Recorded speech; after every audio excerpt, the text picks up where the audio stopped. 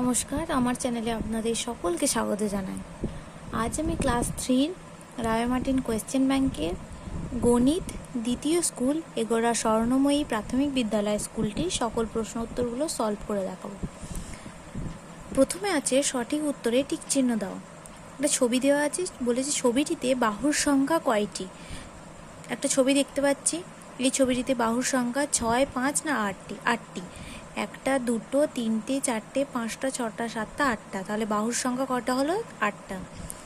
এক জোড়া সমান 2টি। 1 টাকা সমান 100 পয়সা।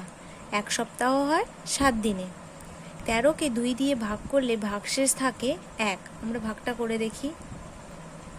6 দুগুণে 12, 1.5 3 হলে 1 গিটে। তাহলে কি হয়ে যাবে?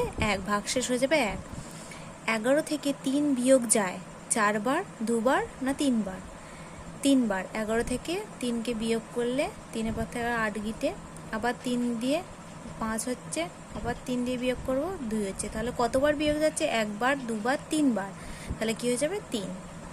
7টা 8-এর যোগফল 55, 56 না 57? 7টা 8-এর যোগফল হবে 56।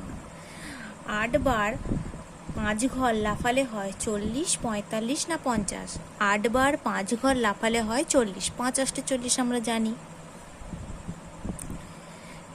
তারপরে বলেছে সঠিক উত্তর লিখে ফাঁকা ঘর পূরণ করো।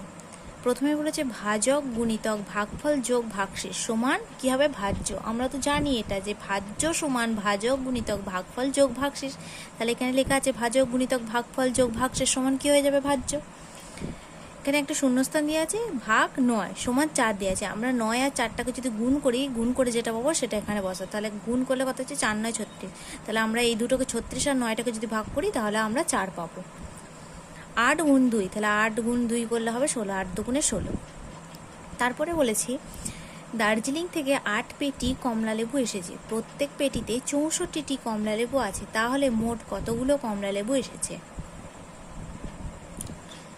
দার্জিলিং থেকে 8 পেটি কমলা লেবু এসেছে।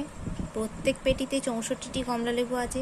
তাহলে মোট কটা কমলা লেবু হবে? 64 গুণ 8। তাহলে 64-র সাথে 8 গুণ করে কত পেয়েছি? 512। তাহলে কী হবে? 512টি কমলা লেবু এসেছে। তারপর বলেছে যোগফল নির্ণয় করো। 12 টাকা 10 পয়সা, 3 টাকা 40 পয়সা। এই দুটোকে যোগ করলে কত পাবে? 0টা নেবে, 4 আর 1 5। এই দুটো যোগ করলে 3 আর 2 5 আর একটা নেবে, তাহলে কত হয়ে গেল? 50 টাকা, এই 15 টাকা 50 পয়সা। তারপর বলেছে গুণফল নির্ণয় করো। 69 গুণ 3। 69-এর সাথে 3 গুণ করলে হবে 207। 69-এর সাথে যদি গুণ করি 3 না 27, 7 হাতে রইল 2, 3 6 18 আর 2 20। তাহলে কত হয়ে যাচ্ছে? 207। তারপর বলেছে ভাগফল নির্ণয় করো। 800 ভাগ 4। 800 আর 4 ভাগ করলে ভাজ্য থাকবে 800, ভাজক হবে 4, ভাগফল হবে 200, ভাগশেষ হবে 0। তোমাদের ভাগটা করে দেখাচ্ছি। ভাগটা দেখে নাও।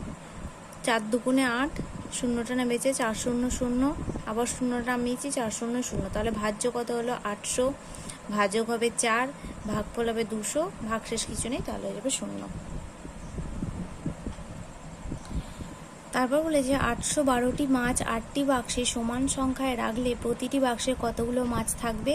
কতগুলো মাছ বাক্সের বাইরে থাকবে? দুটো উত্তর চেয়েছে। প্রতিটি বাক্সে কতগুলো মাছ থাকবে আর কতগুলি মাছ বাক্সের বাইরে থাকবে। দেখো এটা ভাগ করে দেখিয়েছি। 812, 8 1 8, একটা নেমেছি, 0 খাইয়েছি, 2টা নামিয়েছি, কারণ একবারে দুটো সংখ্যা একসাথে নামে না, তার জন্য 0 খাই, 2টা নামিয়েছি। 8 1 8, এটাকে 12 বিয়োগ করলে হয় 4। তাহলে প্রতিটি বাক্সে 101টি মাছ থাকবে আর 4টি মাছ বাক্সের বাইরে থাকবে। যদি তোমাদের ভিডিওটি ভালো লেগে থাকে তাহলে অবশ্যই লাইক, কমেন্ট, সাবস্ক্রাইব এবং শেয়ার করতে ভুলবে না। ধন্যবাদ।